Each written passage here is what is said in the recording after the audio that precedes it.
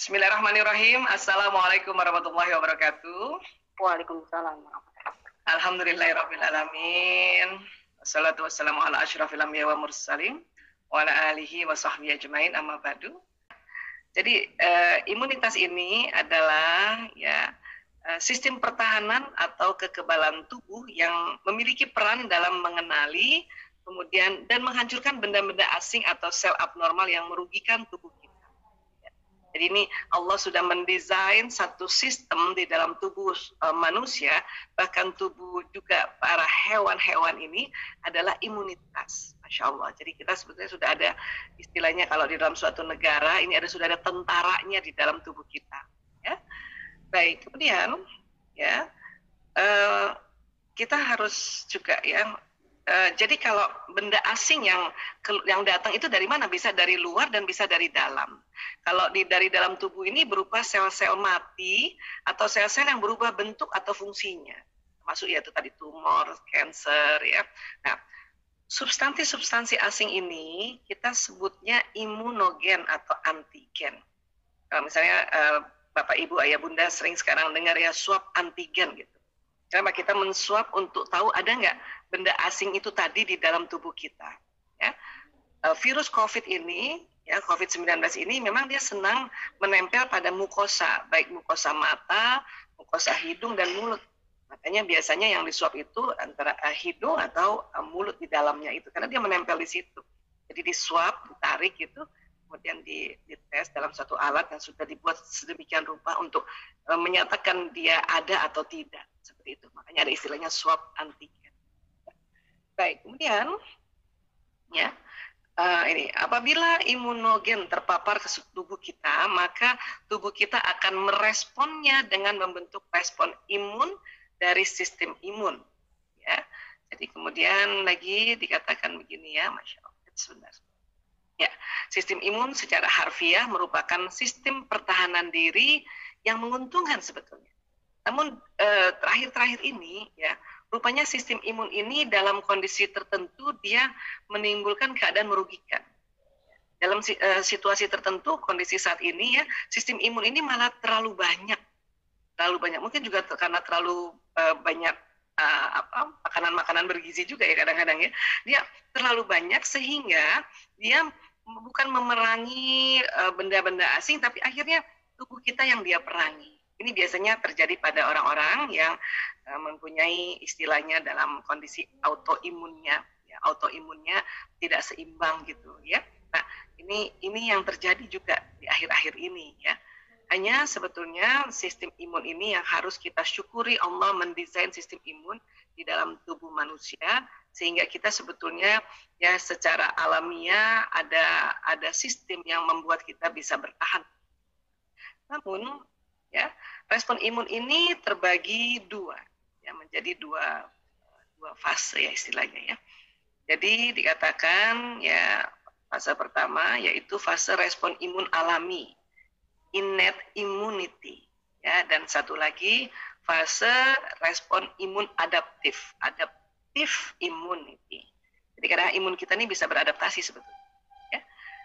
Baik, berikutnya respon imun alami akan terjadi pada awal terpaparnya imunogen ke tubuh kita, dan apabila sistem imun alami ini bisa mempertahankan tubuh dari serangan imunogen, maka kita tidak akan menderita sakit insya Allah.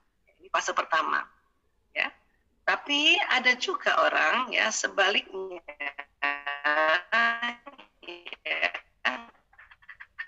apabila imun alami bisa mempertahankan terhadap serangan imunogen, maka kita akan sakit atau terinfeksi. Inilah makanya mengapa kita diminta untuk menaikkan sistem imun di dalam gejala sakit. Ini yang kita harapkan sebetulnya. Baik, berikutnya soal virus COVID nih, Masya Allah, ini kita masih cerita tentang COVID virus COVID-19 ini dapat menginfeksi siapa saja tanpa memandang usia, jenis kelamin, status sosial, ataupun status kesehatan. dan sangat-sangat menular. Ini yang jadi problem. Ya, dia sangat menular dan waktu yang relatif cepat. Ya, dan juga karena ya sebetulnya ya penyakit yang disebabkan oleh virus itu biasanya kita sebut self-limiting disease atau sembuh dengan sendirinya. Sebetulnya begitu ya, asal dia tidak menyerang yang organ-organ yang lain. Kalau dia menyerang organ-organ yang lain, terpaksa kita harus juga mengatasi gejala-gejala karena virus itu sudah menyerang tempat-tempat lain ya. Tapi pada dasarnya seperti virus influenza itu dengan kita ya istirahat, kemudian kita makan minum yang baik, itu dia sembuh dengan sendirinya. Dia pergi dengan sendirinya si virus ini ya.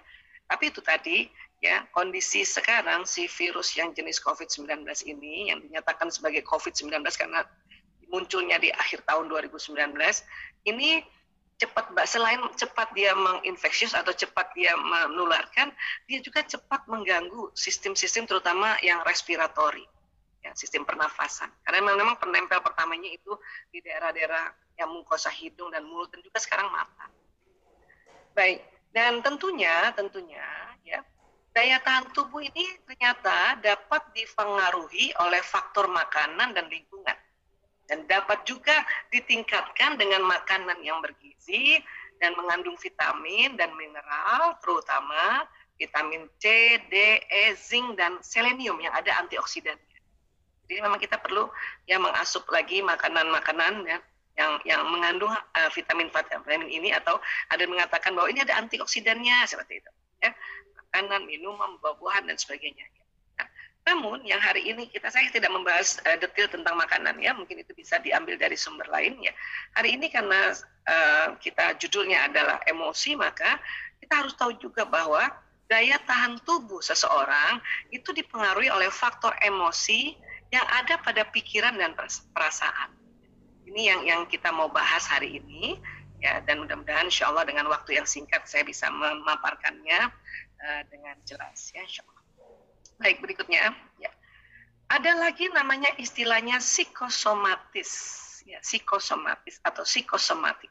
Ini terdiri dari dua kata ya. Apa itu ya?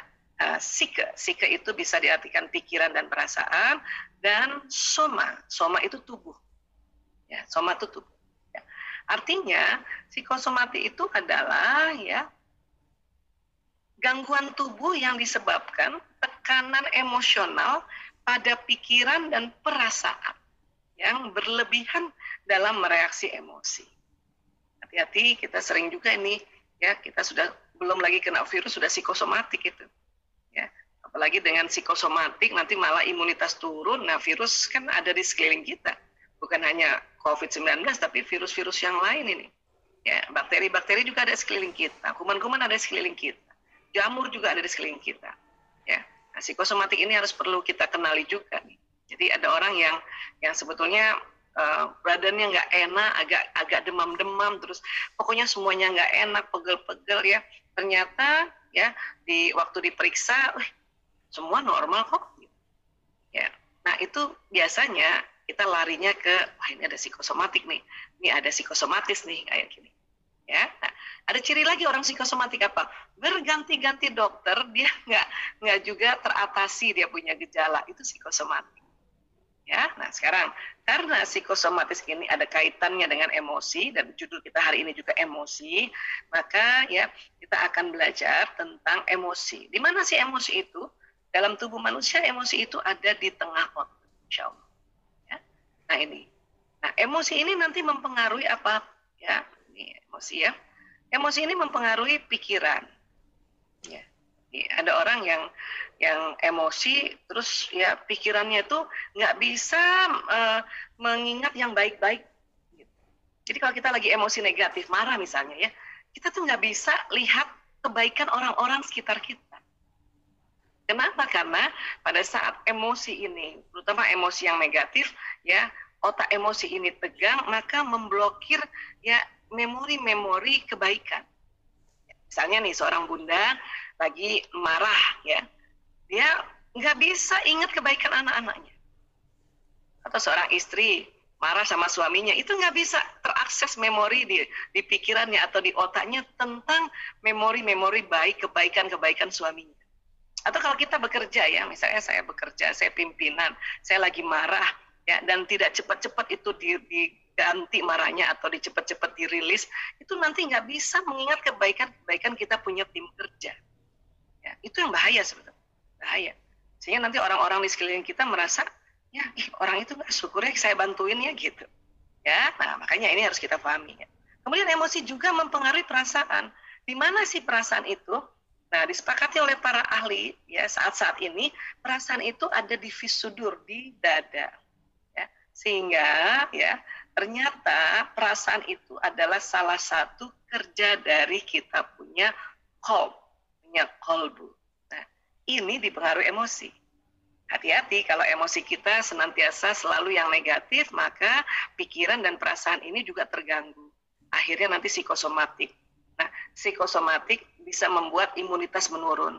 Imunitas menurun karena virus sudah mengepung di mana-mana, maka dia dengan cepat masuk ke dalam tubuh kita, ya sistem imun tidak bisa mereaksi, sehingga apa? Akhirnya sakit. Nah, ini sebetulnya kurang lebih kronologisnya kalau kita mengaitkan antara emosi dengan imunitas tubuh dulu. Ya, baik. Sekarang kita lihat lagi. Ya, inilah otak, Masya Allah, ya Allah menciptakan otak manusia ini luar biasa. Ada otak besar, ada otak kecil, kemudian terbelah dua, ya bagian kanan dan bagian kiri, ya Masya Allah, luar biasa banget. Ya. Nah ini dia, ini otak besar ya. Kalau kita lihat dari samping kiri ya, ada otak besar, ada otak kecil. Terus kemudian kalau kita lihat dari atas ya, ini ada otak terbagi dua nih, Allah berbagi dua desainnya, ada belahan kanan dan belahan kiri ya. Ini yang bagian depan ya, Masya Allah. Kemudian di dalamnya ternyata ada struktur otak yang disebut sistem limbik. Nah, ini yang mengatur emosi. Ya persis di tengah otak. Ya. Makanya para ahli otak atau istilahnya neuroscience, ilmu neuroscience mengatakan ya inti dari otak itu otak emosi. Itulah makanya mengapa kita perlu mempelajarinya agar dengan kenal bisa dikendalikan. Nah, semua manusia punya otak emosi, bahkan bukan hanya manusia saja. Hewan golongan mamalia juga punya otak emosi, makanya ini sering disebut otak mamalia, ya atau mamalia brain. Itulah berkali-kali Allah ingatkan kita dalam Al-Quranul Karim bahwa manusia ini terkadang derajatnya bisa lebih bawah atau turun ke bawah, lebih bawah dari binatang ternak. Kenapa? Karena memang di otak kita ada otak mamalia.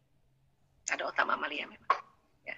Ini makanya ya kita harus bisa kendalikan otak mamalia ini. Supaya apa? Supaya hidupnya banyak keberuntungannya. Itu tadi, ya mengalir pahala, mengalir benefit, mengalir keberuntungan. Karena ini yang harus dikenali. Oke, nah sekarang kita bahas kembali ya. Nah ini kalau kita lihat otak emosi dari 3 dimensi ya. Ini dia terdiri dari struktur-struktur yang cukup banyak, saling membackup. Ini persis di tengah ini, persis di tengah. Disinilah nanti ada berbagai macam jenis emosi di dalam limbic system ini. Nah ini dia. Jadi kalau kita lihat dari samping kiri ya, ini otak mamalia ya atau otak itu tadi yang kita bilang otak emosi ya, otak limbic system. Kemudian manusia juga lengkap, selain otak mamalia juga dia ada batang otak reptil ya. Nah, kemudian nanti ya mamalia juga punya otak reptil. Nanti yang membedakan antara mamalia dengan manusia itu adalah neokorteksnya, ya lapisan yang di luarnya ini. Neokorteks pada manusia lebih lebar, lebih banyak. Kenapa? Karena manusia lebih banyak program-programnya di otak neokorteksnya ini. Ini yang berbedanya dengan mamalia ya. Kalau reptil ya dia cuma punya otak reptil ini. Bu Aisyah, kalau memori-memori pengalaman yang kita alami sejak lahir sampai sekarang atau beberapa detik setelah sekarang ini, itu di mana ya? Nah, itu ada di sini, di daerah neokorteks. Namun, kita perlu tahu juga di depannya ini, atau yang disebut prefrontal cortex ya, ini Allah buat satu desain tempat. Saya katakan tempat ya, ini luar biasa nih. Tempat di mana nanti ilmu kalau kita belajar, kita pengetahuan atau nasihat-nasihat, ini masuknya di depan sini. Nah. Ya, misal kita dari kecil diajarkan oleh orang tua, diberikan nasihat oleh orang tua, kemudian setelah usia sekolah diajarkan oleh bapak ibu guru, dinasihati oleh bapak ibu guru, itu masuknya di sini. Atau mungkin kita belajar sendiri, atau kita saling menasihati dengan teman, itu nanti masuknya di sini. Ya, misalnya tadi Bu Endang sampaikan saya sekolahnya di kedokteran, waktu itu saya ada program PMDK, jadi waktu di Al-Azhar itu tahun 80-an ya, 86, 87 kan masih ada program PMDK tuh ya. Jadi saya ambil strateginya pilih Unhas Makassar supaya langsung diterima. Dan alhamdulillah waktu itu saya sangat gembira ya, guru-guru di Al-Azhar itu sangat mendukung ya. Walaupun dia bilang, "Oh, kamu ke Makassar, jauh banget dari Jakarta ke Makassar," kan gitu. "Gak apa-apa Bu, itu kampung ayah saya." "Oh, pantesan gitu." Nah, pelajaran-pelajaran waktu mulailah saya nanti di kedokteran Makassar dan kemudian saya lanjut juga di UGM, itu masuknya di sini. Ya, siapapun misalnya ayah bunda, bapak ibu guru, ya mengambil fakultas yang lain, nah pelajaran-pelajarannya masuk di sini. Ya, semua ya kita juga mempelajari hadis-hadis Rasulullah, kemudian kita juga mempelajari sirah Nabi, para Nabi, sirah Rasulullah SAW beserta keluarga dan sahabat, ini masuknya di sini.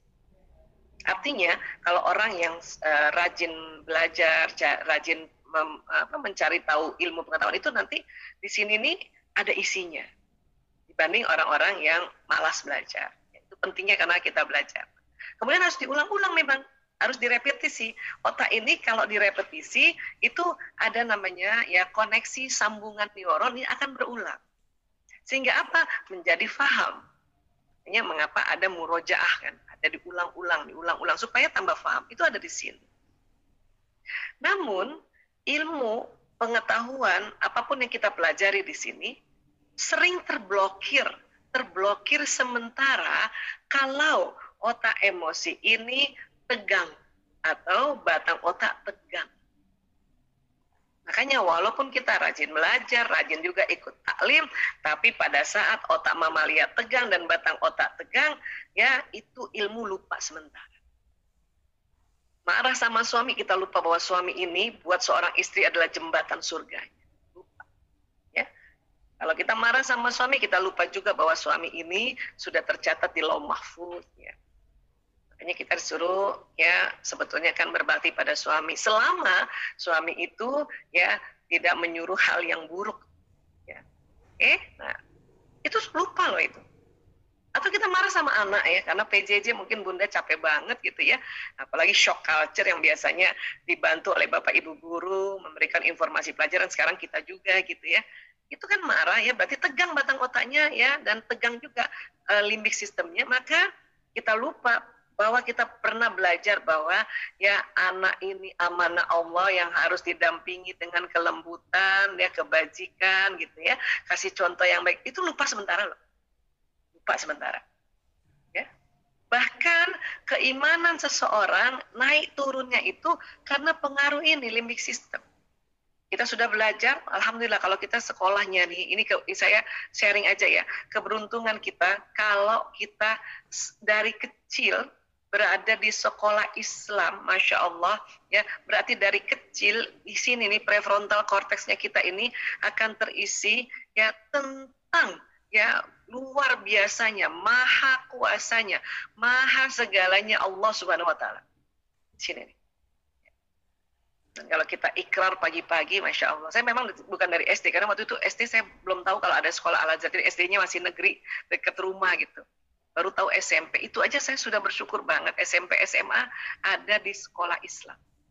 Ya, kenapa? Karena tidak nanti ya otak saya bisa diisi dengan ya tentang konsep-konsep ad-dinul Islam. Sehingga sewaktu kita kuliah itu mulai bekerja, ya mulai terjadi interaksi antara ilmu-ilmu yang diajarkan di nuansa sekolah yang bernuansa Islam, yang tentunya mengkaji terus ad-dinul Islam ini ya, dan ya ilmu fakultas yang kita pelajari, itu akan terjadi interaksi. Sehingga senantiasa kita diingatkan nih, kalau kamu belajar kedokteran, kamu pas lihat kerja jantung ya, kita akan ingat lagi tuh bahwa ya Allah, Allah maha kuasa, Allah maha mencipta, seperti ini jantung, seperti ini paru-paru, seperti ini ginjal, seperti itu, wah luar biasa ya. Kebayang kalau saya misalnya sekolahnya yang tidak di nuansa ya mempelajari adinul Islam lebih detail, itu mungkin akan menjadi ya saya menjadi orang yang sekuler, yang terlalu terkagum-kagum sama ilmuwan. Padahal itu belum, ilmuwan ini kan juga Allah yang kasih hidayah untuk dia meriset. Tapi itulah pentingnya dari kecil kita sekolah bernuansa yang sudah mengajarkan konsep-konsep bahwa Allah Maha Kuasa, Allah Maha Segalanya, itu ada di sini. Tapi kalau lagi marah, lagi kesel, itu kita lupa. Atau lagi takut, kita lupa kalau Allah Maha Segalanya. Untuk itu kita belajar juga bagaimana untuk membuka mamalia, otak mamalia dan otak reptil bila tegang. Dan alhamdulillah ya Allah ya Rabb, syukurillah ya Allah sudah ajarkan kita juga untuk bagaimana supaya pada saat batang otak ini tegang dan otak mamalia tegang ini kita bisa buka ya, sehingga nanti ingatan-ingatan kita di prefrontal ini ya, ilmu-ilmu ini langsung ingat lagi, oh iya ya, ya Allah ya Allah ya Allah. Dan apa yang bagusnya di pikiran kita apa? Terakses memori-memori kebajikan. Ya. Karena antara otak mamalia dengan neokorteks yang di depan ini ada kaitannya. Jadi kalau misalnya lagi marah, yang terakses memori-memori yang dulu yang bikin marah. Ya. Kalau lagi sedih, mau akses memori yang dulu-dulu yang sedih. Yang tadi saya bilang, ya seorang istri marah sama suaminya, lagi marah, itu susah nginget kebaikan suaminya. Ya. Nah ini makanya hari ini terima kasih pada panitia yang memilihkan kita judul tentang emosi. Ya. Baik, kita lanjut ya. Nah, kita berkenalan dengan yang namanya batang otak, Masya Allah. Ini batang otak atau otak reptil. Nah ini ya. Oh, maaf, ini kelenjar pituitary. Ya, jadi dia ada di tengah ini, ya persis di pertemuan dua alis itu ya di sini. Nah ini adalah kelenjar pituitary, kelenjar tempat hormon bahagia, hormon cinta, hormon kasih sayang ini, dan hormon penghilang rasa sakit. Ya, jadi kalau kita bicara tentang imunitas itu kerjanya di mana sih Bu Aisyah? Imunitas itu kerjanya di kelenjar-kelenjar. Ada 7 kelenjar utama di tubuh kita. Nah, salah satunya kelenjar yang urutan ke-6 adalah pituitary. Nah, jadi pada saat kita ya senang atau bahagia atau pokoknya penuh kasih sayang, maka kelenjar pituitary ini akan mengeluarkan hormon-hormon yang membuat kita imunitas naik. Nah, ini dia nih. Ya. Jadi kalau orang bilang, Bu Aisyah bahagia tuh gimana ya? Bahagia itu sudah ada Allah kasih di dalam otaknya, terutama kelenjar pituitary. Tinggal mau bahagia apa enggak? Bahagia itu pilihan. Mau bahagia apa enggak hari ini? Ya, bahagia itu keputusan. Mau bahagia apa enggak hari ini? Ya. Sebetulnya beberapa hari ini, ya, server Zoom mungkin seluruh dunia ya terjadi gangguan. Ya. Tadi pagi mulailah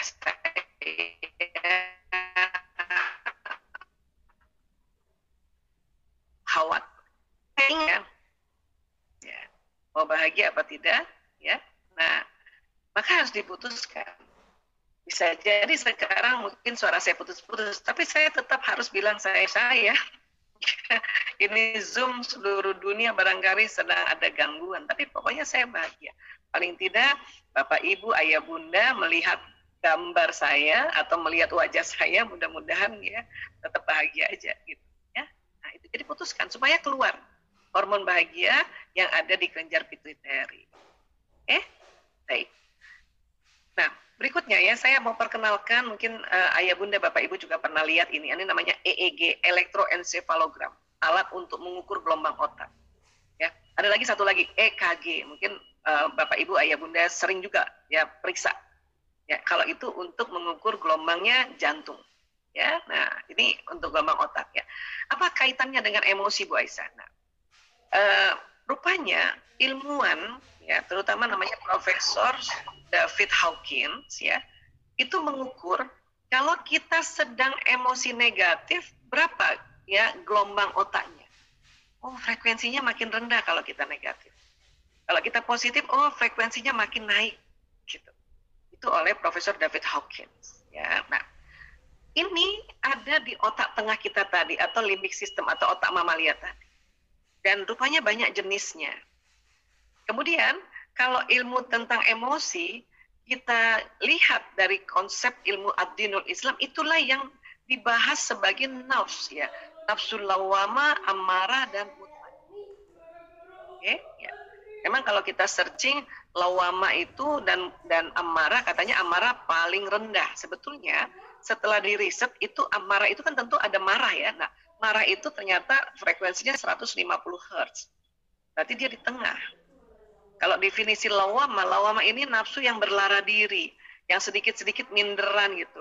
Saya mah nggak bisa, saya mah cuma begini doang, saya cuma istri yang kerja di rumah aja, saya mah cuma guru yang kayak ya gini doang, itu berarti lagi lawwamah itu. Frekuensinya rendah, ini ada di sini. Ya, lawwamah itu meliputi dari rasa takut, khawatir, cemas, ini masuk di sini, dan sedih, ya, berlara diri atau self pity, selalu ngeluh aja, ini ada di sini. Dan kalau turun terus itu jadi apati. Apa apati, Bu Aisyah? Apati itu adalah mulai rasa tidak berguna, merasa putus asa. Nah, ini mulai. Kalau kita nih, karena pandemi sedemikian panjangnya, kemudian sudah mulai, nggak bergunalah saya jadi istri, nggak bergunalah saya jadi ibu, nggak berguna saya jadi guru lagi. Ya, kenapa? Karena sudah nggak ada sekolahan yang terbuka sampai saat ini. Nah, itu berarti Anda lagi di apati. Itu rendah banget frekuensinya, bahaya nih. Ya. Kenapa bahayanya, Bu Aisyah? Karena kalau apati berkepanjangan, ya, minimal 2 minggu terus apati, minimal ya, itu akan turun di level yang terbawah, namanya depresi. Depresi itu ciri-cirinya apa, Bu Aisyah? Sin ini sudah menyakiti diri sendiri, mukul-mukul diri sendiri, ya, bentur-benturkan kepala, atau kalau ada benda tajam mau dia gores-gores tangannya, atau selalu pikirannya lebih baik saya mati aja, itu berarti depresi. Walaupun depresi nanti bertingkat-tingkat lagi. Ya, nah, kondisi sekarang ya, beberapa kasus membuat orang-orang depresi. Kondisi sekarang ya, termasuk anak-anak. Auzubillah min zalik, mudah-mudahan anak kita dilindungi Allah dari kondisi depresi ya.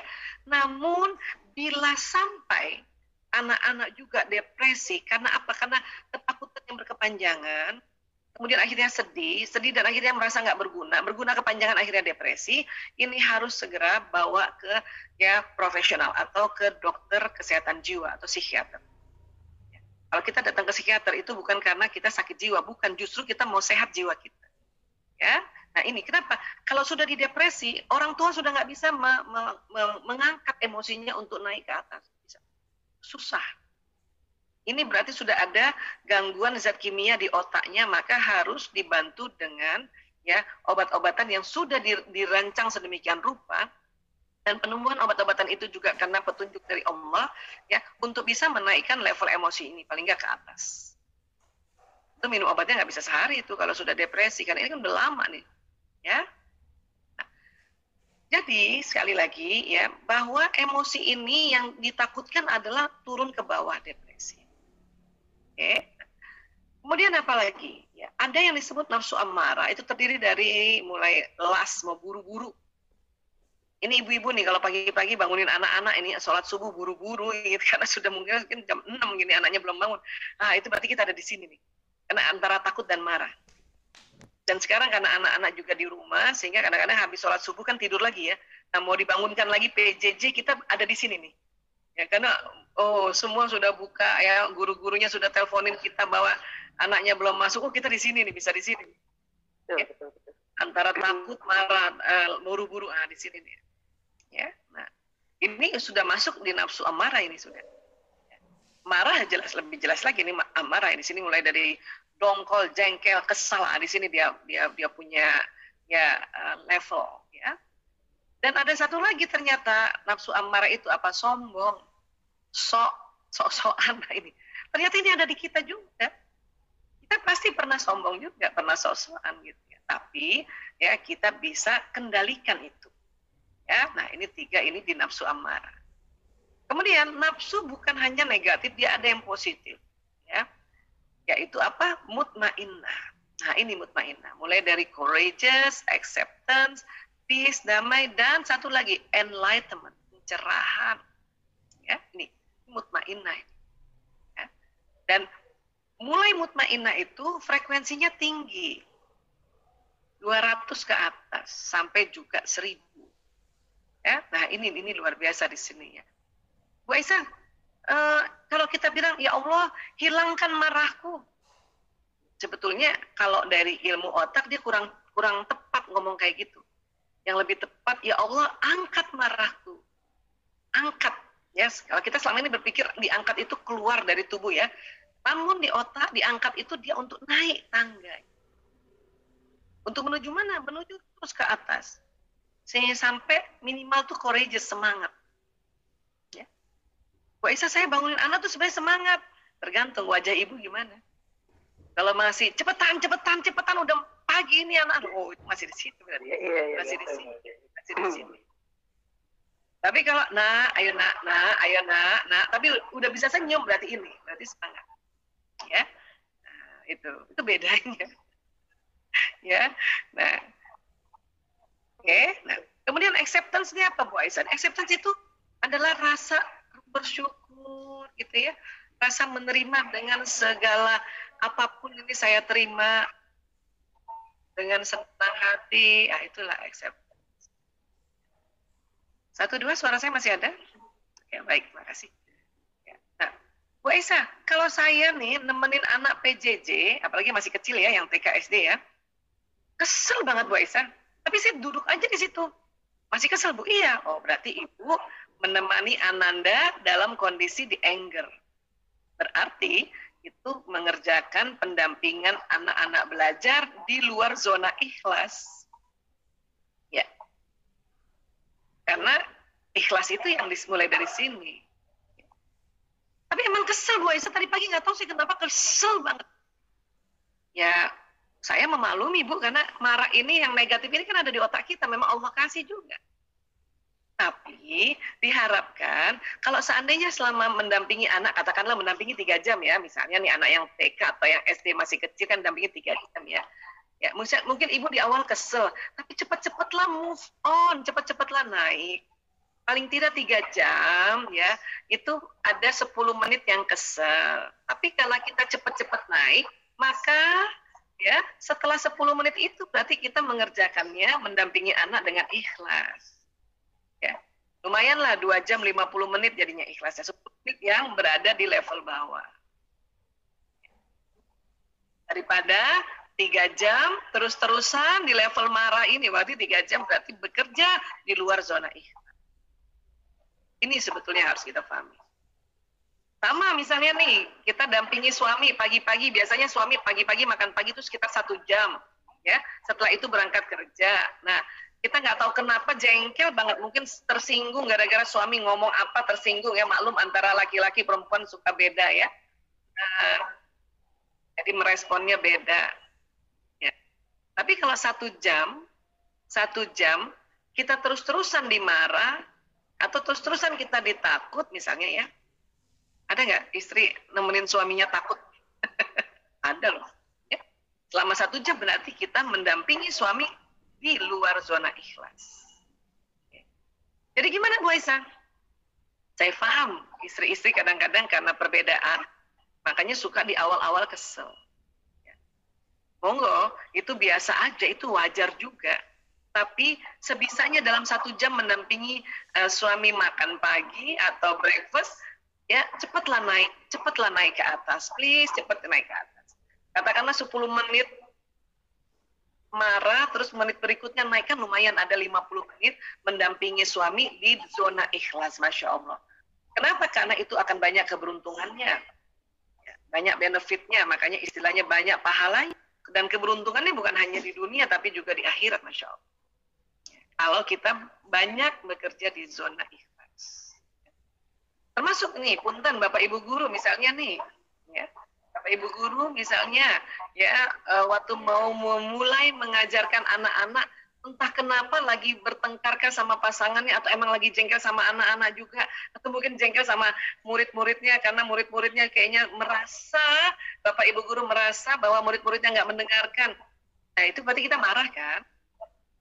Terus kita share ilmu di level emosi marah, berarti nggak ikhlas. Belum di zona ikhlas. Tapi sekali lagi, emosi negatif itu anugerah juga ada di otak kita. Dan masih juga lazim atau wajar orang-orang misalnya di awalnya marah gitu. Di awalnya marah. Tapi sebisanya supaya tidak merugi dalam beraktivitas, tidak merugi dalam waktu kita mengajarkan anak-anak, cepat-cepat move on ke atas. Ya. Nah, move on ke atasnya ini sebetulnya kita sudah diajarkan oleh ad-dinul Islam. Barangkali juga saya yakin Bapak Ibu Guru, Ayah Bunda, dan siapapun yang hadir hari ini sudah pakai cara. Hari ini kita cuma refreshing aja, refresh untuk, oh kayak gitu toh. Gitu. Wah, bisa nggak kalau kita udah di atas bisa turun? Bisa. Bisa banget. Karena ini naik turun memang. Misalnya nih ya, saya sudah terima kondisi sekarang ini, saya bekerja di dalam rumah. Ya.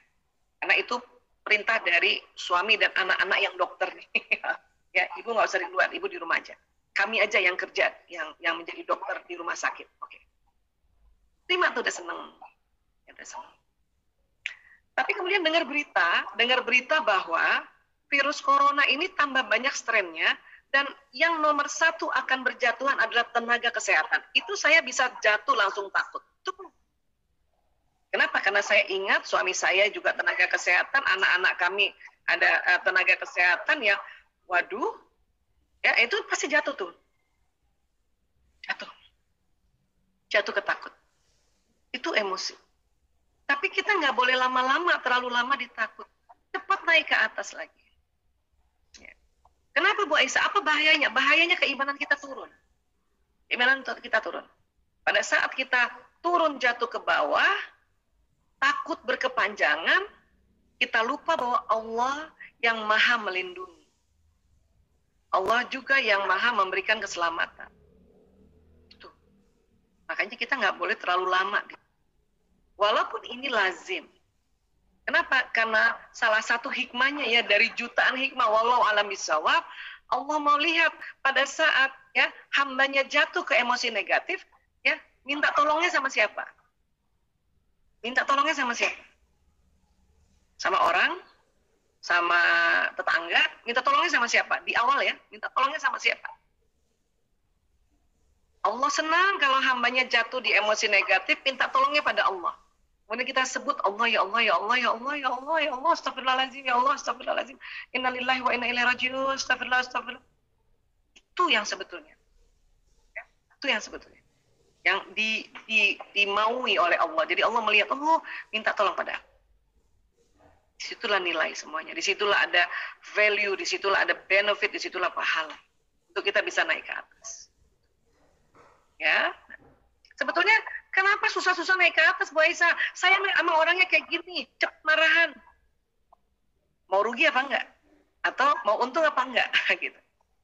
Nah, kadang orang merasa, saya orangnya kayak gini, hati-hati, itu akan merugi terus. Mau naik ya ke atas supaya lebih beruntung. Hidup itu kan, sekarang ini aja kalau kita lagi kondisi kayak gini kan, ya, ini untung apa rugi nih sekolahin di Al-Azhar Kelapa Gading misalnya gitu ya, atau kerja di sini, ini untung apa rugi, ya begitu omongannya kan. Nah, sama, kita mau untung atau rugi, itu juga pilihan. Kalau mau rugi ya sudah, ya nggak usah naik-naik ke atas, pertahankan terus emosi negatif, itu akan merugi, banget merugi. Ya. Tapi kenapa kita diminta untuk cepat-cepat naik ke atas, supaya apa? Supaya pada saat kita masuk di mutmainah, ini keuntungannya banyak. Sekarang ini kita nggak tahu, ya kita memang harus siap sakit dan harus siap meninggal, betul deh. Ya. Artinya pada saat kita sakit pun, ya, orang sakit ini banyak banget sekarang nih. Tapi pada saat sakit masih juga marah atau ketakutan yang berkepanjangan, itu hati-hati tambah sakit. Ya. Makanya pada saat kita sakit pun kita naik ke atas. Supaya apa? Supaya kita lebih sering berada di nafsu mutmainnah. Kenapa? Kita nggak tahu umur. Ya. Sehingga apa? Pada saat nanti malaikat menjemput, malaikat memanggilnya, ya ayuhan nafsu mutmainnah, itu yang kita mau. Ya. Tapi kalau kita keseringan di nafsu amarah dalam 24 jam, barangkali lebih banyak persentasinya, mungkin 90% di nafsu amarah, kita nggak tahu sekarang, ya, kapan dijemput oleh malaikat maut, kan nggak enak kalau dipanggilnya, ya ayuhan nafsu amarah gitu kan, nggak enak itu. Atau lagi lawama gini, waduh gak enak banget. Itu yang paling kita harapkan dipanggilnya nafsu mutmainnah. Keuntungan lain seandainya kita nggak meninggal apa, Bu Aisyah? banyak banget. Hari ini kita hanya bahas sedikit saja. Apa itu? Nah ini ya. Oh ya, satu lagi. Sebelum kita lihat keuntungannya, ini ada juga emosi puncak atau di atasnya enlightenment, namanya manik. Kalau ini juga sudah di luar kewajaran. Apa nih Bu Aisyah? Ya, ini namanya euforia yang keterlaluan, namanya manik. Ya, ini sudah mabuk namanya. Ya, saya sejak tahun 98 urus narkoba nih. Orang yang menyalahgunakan narkoba itu masuk di manik. Ya, masuk di manik. Ini udah kebablasan. Ini juga masalah nanti. Apa masalahnya? Ini bisa ngamuk-ngamuk ini di sini. Ya, itulah makanya pada saat kita ya berada di zona ikhlas ini, kita harus ingat Allah juga. Pada saat kita ada di enlightenment, ya kita seneng gitu ya, harus ingat Allah. Makanya pasti puji ya, kita langsung bilang Masya Allah, Tabarakallah, Alhamdulillah, Allahu Akbar. Itu supaya kita berada di enlightenment, tidak kebablasan kemana. Ya. Sampai sini bisa paham ya Bunda ya. Nah sekarang, kenapa kita senantiasa di sini kita berharap ya pas lagi turun naikkan cepat ke atas dan kita tahan tidak sampai kebablasan ke manik, karena lebih banyak untungnya ya. Apa untungnya ini? Profesor David Hawkins ini mengatakan getaran magnet energi di bawah 200 Hz menyebabkan seseorang mudah terserang penyakit. Dan jika frekuensi ya seseorang ini 200 Hz dan di atasnya, maka insya Allah dia senantiasa sehat. Ya. Yang mana sih 200 Hz? Yang mana? Ini courageous. Ya. Semangat di 200 Hz. Kalau kita keseringan ada di bawah, itu nanti imunitas menurun. Sekali lagi, itu virus, bakteri, kuman itu emang sekeliling kita. Apalagi di tempat-tempat tertentu seperti rumah sakit, puskesmas, tempat-tempat yang banyak kerumunan, itu dekat-dekat itu dari virus itu.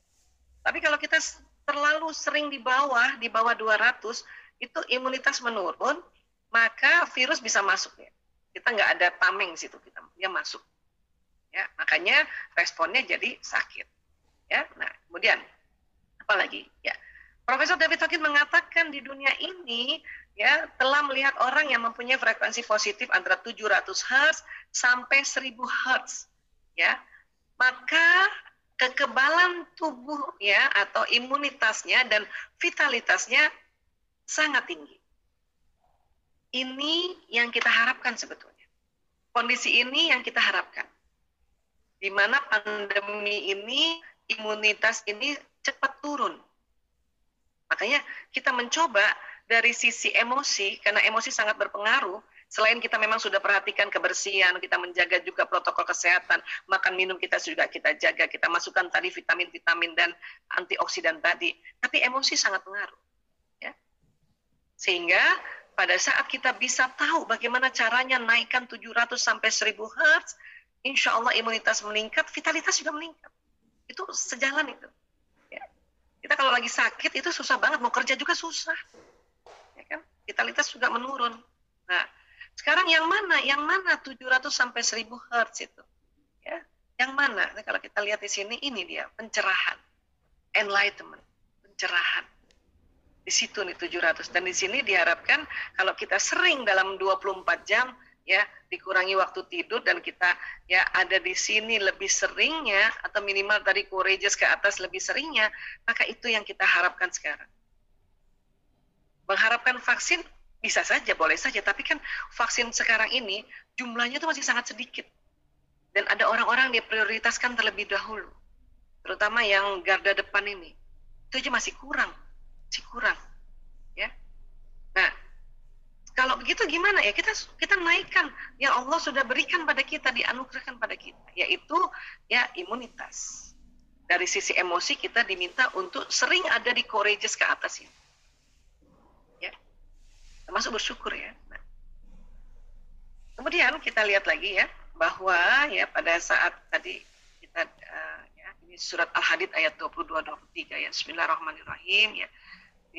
Allah berfirman bahwa tiada suatu bencana pun yang menimpa di bumi dan tidak pula pada dirimu sendiri, melainkan telah tertulis dalam kitab Lauhul Mahfuz sebelum kami menciptakan. Sesungguhnya yang demikian itu adalah mudah bagi kami. Allah kan gitu ya. Insya Allah. Ya. Ini luar biasa ya. Inna zalika ya Allah yasir. Ini mudah bagi Allah. Artinya kalau ini kita anggap ini bencana, berarti itu kan tertulis di Lauh Mahfuz. Tapi tertulisnya seperti apa kan kita juga nggak tahu ya. Karena kan yang bencana ini kan sebetulnya manusia yang bikin. Walau alam, Allah tulisnya misalnya kalau manusia melakukan tindakan-tindakan kayak gini, jadinya kayak gini, gitu loh. Bisa jadi ya, walau alam. Namun yang kita mau ambil dari Allah memberikan informasi pada kita di Al-Hadid ayat 22 ini, sambungannya yaitu yang di ayat 23-nya kan. Ya. Kami jelaskan yang demikian ini, itu ya, supaya kamu jangan berduka cita terhadap apa yang luput dari kamu. Artinya jangan terlalu sedih, karena nanti depresi. Karena kita kadang-kadang ya sedih banget terhadap sesuatu yang memang kita nggak sanggup, sudah di luar kuasa kita lagi. Jangan terlalu sedih juga. Gitu. Nah, kemudian apalagi supaya kamu jangan terlalu gembira, karena nanti masuk panik. Ya, terhadap apa yang diberikannya kepadamu, dan Allah tidak menyukai setiap orang yang sombong lagi membanggakan diri. Jadi Allah ingatkan kita untuk tidak terlalu jatuh ya. Jadi kalau kita lihat di level emosi ya, Allah minta kita jangan ya berduka cita terhadap apa yang luput dari kamu itu agar tidak jatuh ke mana? Ke depresi. Karena kalau depresi ini selalu mau bunuh diri, udah nggak takut, ya takut udah lewat. Ya. Kalau orang depresi udah nggak mempan, kamu kalau bunuh diri itu belum waktunya kamu meninggal, nanti amalanmu itu nggak diterima, udah nggak dengar, itu bahayanya. Tahu-tahu loncat, tahu-tahu minum baygon, tahu-tahu dia cekek diri, hati-hati. Ini yang Allah kasih tahu. Bahwa bencana ini sudah tertulis di Lauh Mahfuz supaya kita jangan berduka cita terhadap apa yang luput. Dan tadi juga dibilang, jangan terlalu gembira terhadap apa yang diberikannya padamu. Itu tadi. Ya, apa itu? Ya, jangan naik imanik. Karena bahaya. Ini orang mabuk bahaya nih, bisa ngamuk-ngamuk. Ya, ngamuk-ngamuk. Dan satu lagi tadi dikatakan Allah tidak menyukai orang yang sombong lagi membanggakan. Ini nih di level ini nih. Allah tidak suka di sini. Ya. Nah, ini. Artinya kita berusaha untuk berada di zona ikhlas ini sebisanya. Walaupun kita tahu dia bisa turun. Tapi itu tadi ikhtiar naik ke atas, kan Allah melihat waktu ikhtiar naik ke atas, minta tolongnya sama siapa? Minta tolongnya sama siapa kan gitu. Jadi ini semua kan ada di limbik sistem. Itu tadi saya katakan kalau sudah lagi di bawah, ini ilmu di sini terblokir karena ini ya ini tegang ya, dia memblokir. Makanya keimanan turun. Makanya harus naikkan ke atas. Nah, waktu naikkan ke atas ini supaya membuat rileks ini mamalia yang tadinya tegang dan otak reptil yang tadi tegang, minta tolongnya sama siapa gitu. Ya. Nah, jadi naik ke atas caranya gimana sih Bu Aisyah caranya?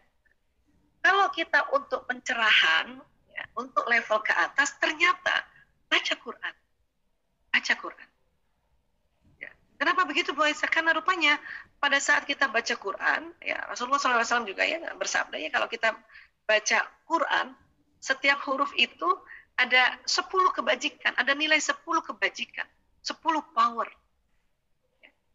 Bahkan Rasulullah bersabda bahwa alif lam mim itu bukan satu huruf. Alif satu huruf, lam satu huruf, mim satu huruf. Berarti sudah 3, berarti ada 30 kebajikan. Jadi kita baca alif, lam, mim, itu ada 30 power, sudah frekuensi, sudah naik. Sambungkan dengan ayat-ayat, dia naik frekuensi. Itu makanya beruntung sekali kalau anak-anak kita berada di sekolah yang ya bernuansa Islam, karena mau nggak mau sebelum belajar ya, dibuatlah sebuah peraturan atau dibuatlah sebuah kebiasaan untuk baca Quran dulu. Tadi kita juga sudah mendengarkan tilawah tadi disampaikan. Itu yang dengerin aja naik frekuensinya, apalagi yang baca, Masya Allah. Dia naik frekuensinya. Dan kalau kita juga baca kemudian kita tahu artinya, itu juga makin power karena kita tahu oh ini. Karena pas memang kita ya harus tahu juga artinya karena memang kita ya bukan dari bangsa Arab. Jadi kalau saya ditanya sama orang-orang, Bu Aisyah gimana naikin imunitas tubuh? Baca Quran. Nggak bisa di korting, nggak bisa. Orang udah teliti. Ya. Sholat gimana Bu Aisyah? Sholat juga menaikkan. Ya. Sholat juga menaikkan. Asal sholatnya tumakninah. Jadi kalau sholatnya naik juga. Tapi mungkin belum sampai ke level enlightenment. Makanya habis sholat kita baca Quran karena dia langsung masuk loncat ke enlightenment. Insya Allah. Ya. Biasa kalau lagi yang di bawah gitu ya nggak sampai enlightenment lah, paling nggak sampai di courageous gimana Bu Aisyah, atau sampai di acceptance gimana Bu Aisyah. Ya. Oh ini ya kita juga belajar bahwa ya kalau kita cinta Al-Quran ini Masya Allah ada di surat As-Sod ya, As-Sod ayat 29 ya. Nah ya, Allah berfirman bahwa ini adalah kitab yang kami turunkan kepadamu penuh berkah supaya mereka memperhatikan ayat-ayatnya, supaya mendapat pelajaran ya orang-orang yang mempunyai pikiran. Insya Allah keren ya. Ini bayangin ya, sudah Allah sampaikan pada kita nih manusia nih bahwa ini kitab ini penuh berkah loh. Karena sesuatu yang berkah itu artinya keuntungannya terus-terusan, nggak pernah ada ya kerugian. Yang namanya berkah itu keuntungannya terus-terusan. Kalau kita mau melihat misalnya kerjaan kita berkah, berarti keuntungannya terus-terusan. Ya, Al-Quran ini penuh keberkahan, penuh berkah. Makanya kalau kita baca keuntungannya terus-terusan. Nah inilah yang tadi saya sampaikan ya, hadis riwayat Tirmizi bahwa ya Rasulullah bersabda, barang siapa membaca satu huruf dari kitabullah, baginya satu kebaikan, ya satu kebaikan, ya. Di alif lam katanya, alif lam mim harfun gitu ya. Jadi alif lam mim itu bukan satu huruf, ya, tapi walakin alif harf, walam harf, wa mim harf. Jadi berarti kan 3 itu. Satu huruf 10 kebajikan, berarti 3 berarti 30. Berarti naik itu frekuensinya 30 frekuensi. Insya Allah. Nah, kemudian dari otak ke badan, ya, dari otak ke badan itu ada sistem saraf. Nah, sistem saraf ini kabel-kabel listriknya jalan ke seluruh tubuh, ya, nanti masuk dulu ke tulang belakang, terus jalan ke mana? Ke seluruh tubuh ini sistem saraf. Ini Allah buat sedemikian rupa nih, keren banget, Masya Allah. Nah, sistem saraf ini itu ke wajah, ke leher, ke badan, ke organ-organ, ke ujung-ujung jari, ya, ke semua tubuh itu, ya, itu ibaratnya kayak kabel listrik, sistem kerja sistem saraf itu. Ya, ini dia, ibarat kayak kabel listrik. Artinya apa? Jalan pesan di tubuh kita ini. Jalan pesan di tubuh kita ini. Dari mana Bu Esa jalannya? Ya dari sistem saraf. Lewat mana? Lewat mata, lewat telinga, lewat ucapan, lewat penghiduan. Dan juga apa yang dipikirkan. Termasuk emosi juga tadi. Emosi tadi.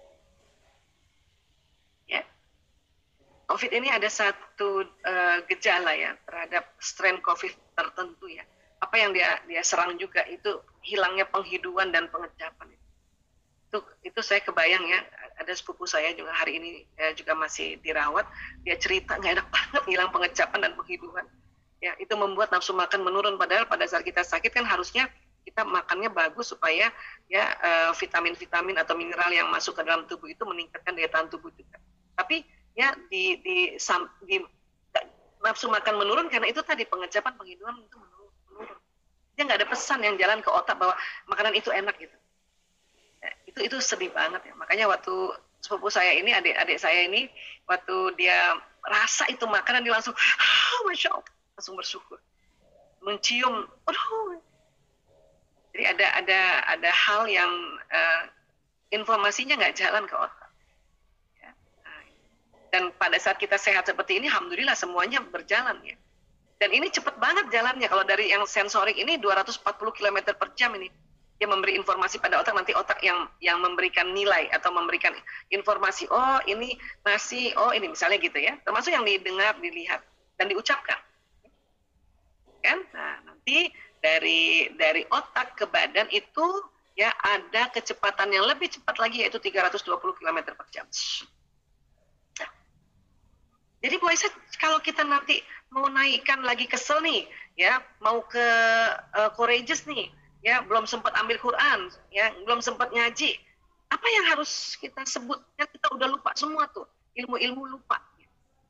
Yang diminta adalah kita sebut Allah, ya Allah, ya Allah, ya Allah, ya Allah. Nah ini, pas kita ya Allah, ya Allah, ya Allah di jalan ini. Membuat apa? Nanti dia ke atas dulu ini, membuat otak emosi dan batang otak itu yang tadinya tegang rileks.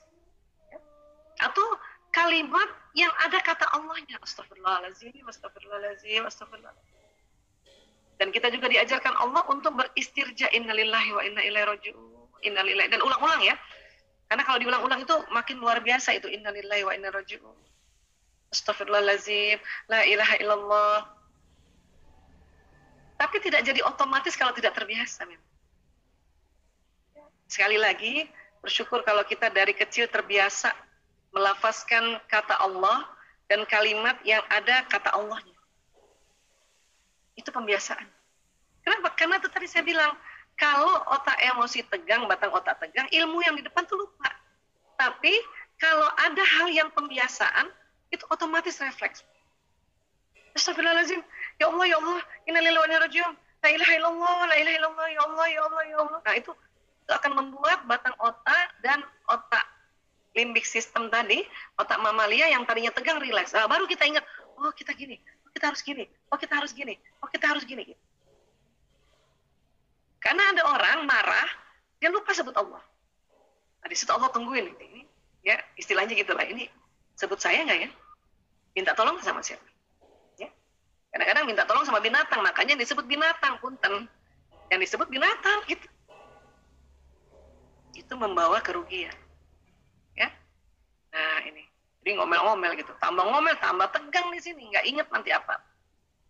Keimanan menurun, ini yang bahaya. Ya, jadi sekali lagi apa yang diucapkan itu jalan, dan ini luar biasa yang membuat tubuh kita ini yang tadinya tegang, ya, maka dia akan rileks, itu batang otaknya, batang mamalia rileks, dan akhirnya naik ke mutmainnah. Ingat ya, di mutmainnah banyak keuntungannya. Apa keuntungannya ya? Coba keuntungan dari tubuh saja apa? Imunitas meningkat, ya, pikiran jadi baik, perasaan di kolb kita ini juga jadi baik, tenang. Ya, sehingga nanti imunitas di tempat-tempat kelenjar lain ya, di daerah sinilah gitu ya, atau nanti di tempat lain ini akan juga menghasilkan sistem imun yang bagus, sehingga tadi setiap ada antigen yang masuk, imunogen yang masuk, itu bisa diatasi. Ini baru dari sisi badan atau sisi kesehatan, belum lagi dari sisi kita punya spiritual, dari sisi omongan kita jadi baik, komunikasinya dengan interpersonal, ya kan? Dan kalau pas memang lagi ajalnya kita berada di mutmainnah, betapa luar biasanya, inilah yang kita selalu harapkan, kita meninggal di husnul khotimah. Sekali lagi, mungkin segini dulu, mungkin kita bisa ngobrol-ngobrol lagi ya. Mudah-mudahan nanti kita bisa diskusi ya. Mohon maaf lahir batin, salah kata salah ucap. Wabillahi taufiq wal hidayah, wallahu a'lam bishawab.